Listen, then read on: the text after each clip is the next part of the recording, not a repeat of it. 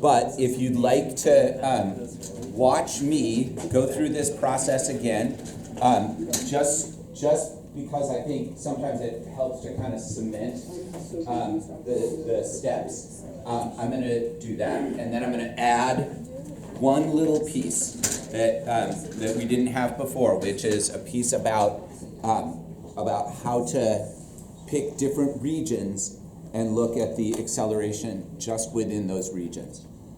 All right, so I'm going to start by relatively quickly setting up points. So I'm hoping that everybody knows how to do this part to get the file loaded.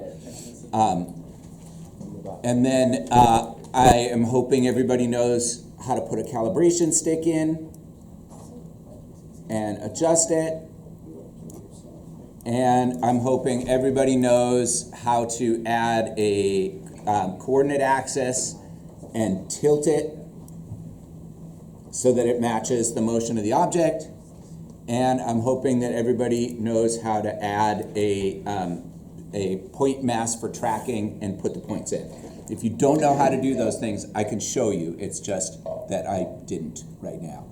And then I'm going to do this relatively quickly, which means it's not going to be very good because I'm going so quickly that I'm not really being careful. And what I can't see the curve as it's showing up, but what you should see is it probably looks pretty bad right now.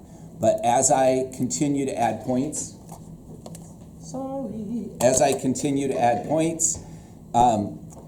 it'll start to look better and better and better and better. And once the cart really starts moving, then you should start to see a relatively smooth curve take shape.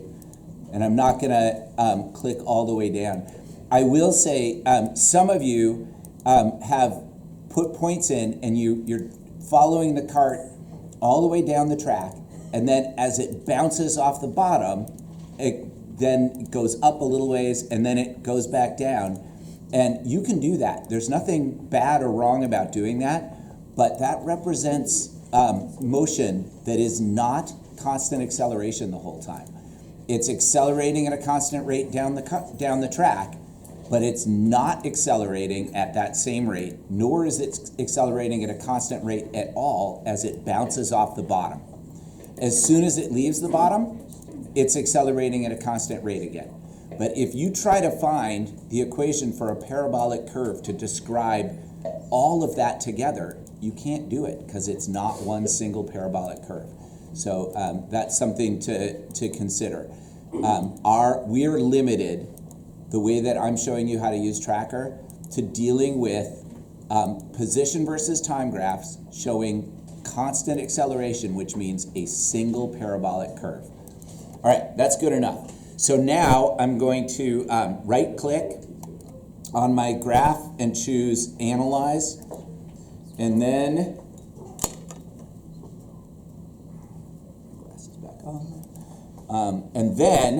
I'm going to click Analyze, Curve Fitter, Parabola. And here's where this is where I think some of you need a reminder of what we're looking at here. So here's your reminder. This is the information that Tracker gives you. And it's kind of a pain, the way that Tracker gives you this information. The reason it's a pain is because it gives us a bunch of information that we don't need, and it gives it to us in a way that's confusing. Here's the information we don't need. This bit following the plus minus. This would be really important if our curves were messy. Because what this would tell us is an estimate of how accurately Tracker's curve fitting algorithm fit the curve to the points. But we know our curve is pretty good. Like, even though I was doing this pretty quickly, I can't see anything. You can see that is clearly a decent parabolic curve. Like, we don't need to know what the error was. So you can just ignore this plus minus piece. It doesn't matter for what we're doing at all. The second thing that's confusing is it by default will give all the values in scientific notation. So in order to use this in a way that makes more intuitive sense to us, we have to undo that. And so basically, this right here means times 10 to the negative 1. This right here means times 10 to the negative 2. If it were times 10 to the positive 1, then this would just be E1. If it were 10 to the positive 2, it would just be E2. We're multiplying or dividing by 10. We're dividing by 10 once here, we're dividing by 10 twice here. That's moving the decimal point. So on this top one, I'm going to move the decimal point 1 to the left, like this. Yoink. And on the bottom one, I'm going to move it 2 to the left. Yoink, yoink, and then I have to fill in a 0. So my A parameter is negative 0.1146. And I'm going to round that because why use all those decimal points to just negative 0.11. Much easier. My B parameter is negative 0.037, which is about negative 0.04. Okay? The C parameter we don't need. This tells us the initial position, but we don't care where it starts. That's not important to us. We can measure that with a ruler. We can see where things start. It's accelerations and velocities that are challenging. So our general equation for a parametric or for a parabolic curve is ax squared plus bx plus c. The y-axis of our graph is position, the x-axis is time, so that means that this is really position is equal to something times time squared plus something times time plus some constant, and this matches up with the equation the kinematic equation that I showed you that looks like this. 1/2 acceleration times time squared plus initial velocity times time plus initial position. This capital A parameter is 1/2 of the acceleration of the object. Our capital B parameter is the initial velocity for that time period. So to find the acceleration, we're going to multiply our capital A by 2, right? Because A equals 1/2 little a. So if we multiply both sides by 2, we get this. I want to know the acceleration. Here's what I have. So that's going to be 2 times negative 0.11. My acceleration is about negative 0.22 meters per second squared. My velocity, my initial velocity, is going to be equal to my B parameter, which in this case is about negative 0.04. So my initial velocity is negative 0.04 meters per second. That's really small. That's 4 centimeters per second. That's this fast. It's hardly moving at all. And that's accurate because actually, like, right as I let go, it really wasn't moving at all. Like, it started to move the instant I let go, but it also had no motion yet that instant. Starting to move, but it hadn't moved yet. So basically what we're saying here is the initial velocity is about 0. If you wanted to say, it's about 4 centimeters a second, that's fine too. Those are both really small numbers. So this is the information that we're looking for. Now here's the new trick, which is, what if we want to look at acceleration during a different time period? What if we want to see, for example, well, is the acceleration of this thing really constant? What if I wanted to say, okay, over the whole time, we get this nice match with about negative 0.22 meters per second squared. But I want to know, does it still look like that? Like, is it the same the whole time? And it turns out that with Tracker, you can draw a box. If I click and drag and draw a box, I can draw a box around any set of data points, and it'll analyze just those data points. So I can look at just these points at the top, and I can look at this A parameter. My A parameter is about -10. I can ignore this plus minus, times 10 to the -2.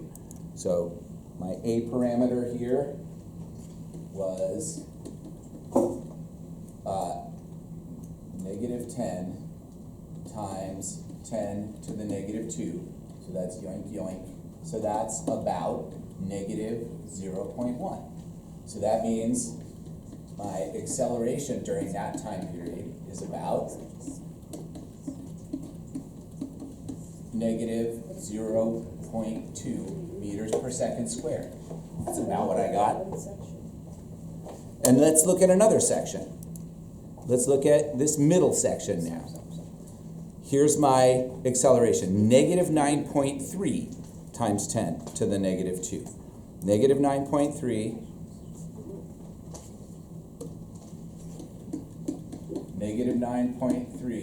times 10 to the -2. So that's going to be boink, boink, about -0.093. And if I multiply that by 2,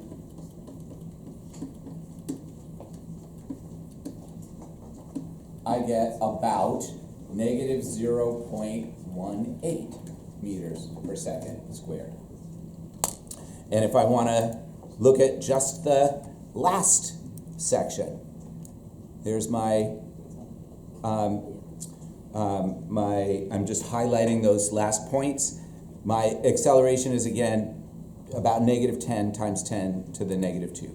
So it's this again. My acceleration is about -10 times 10 to the -2, and I already did that math. That means my acceleration is about -0.2. It's like it's not letting me do this. It's not what? It's not doing the range. Like I select a new range and it doesn't change the equation. Okay, I'll take a look at yours. So Tracker is fussy, and sometimes the only thing I can do is just start over. If you just do what I did, it should work. If you did something else in between, sometimes it's like, okay, now we change everything.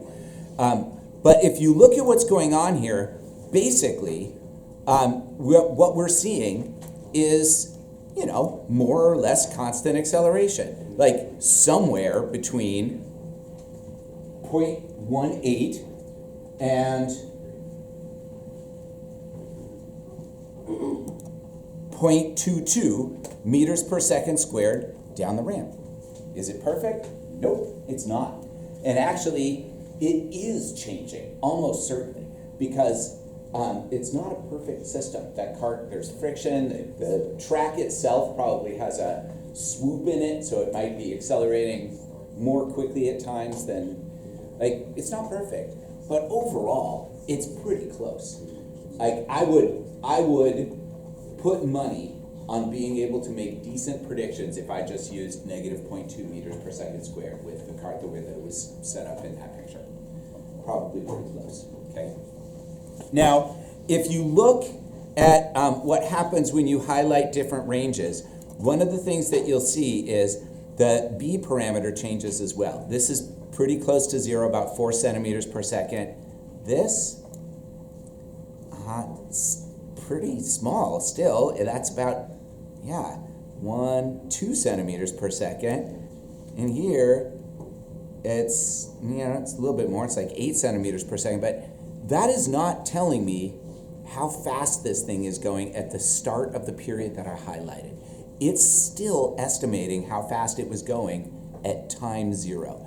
So in order to find a variety of velocities, we have to do one more thing that I'm going to show you on Wednesday. There's one more little trick that you have to do, which is basically to reset where time 0 is. This B parameter is always going to tell you the velocity at time 0, not the velocity at the start of your highlighted period, the velocity at time 0. So if we want to know velocity at 1 second, we have to make 1 second times 0, which is weird but doable. The acceleration works because the acceleration is constant. So no matter which part we highlight, it should be basically the same parametric curve. We should be seeing almost the same curve everywhere, and that is what we're seeing, okay? So, so at this point, you should be able to take a tracker video, find initial velocity and overall acceleration if an object is moving with constant acceleration. You should also now be able to compare acceleration at different time periods to see if it, if it's really constant or how close to constant it is. On Wednesday, I'm going to show you the last piece, which is how to find how fast it's going here and here and here. And then your job is going to be to prepare for the quiz. And I'm going to give you practice videos to use, so you'll have opportunities to make those measurements and practice them on your own. Okay, does anybody have any questions? Excellent.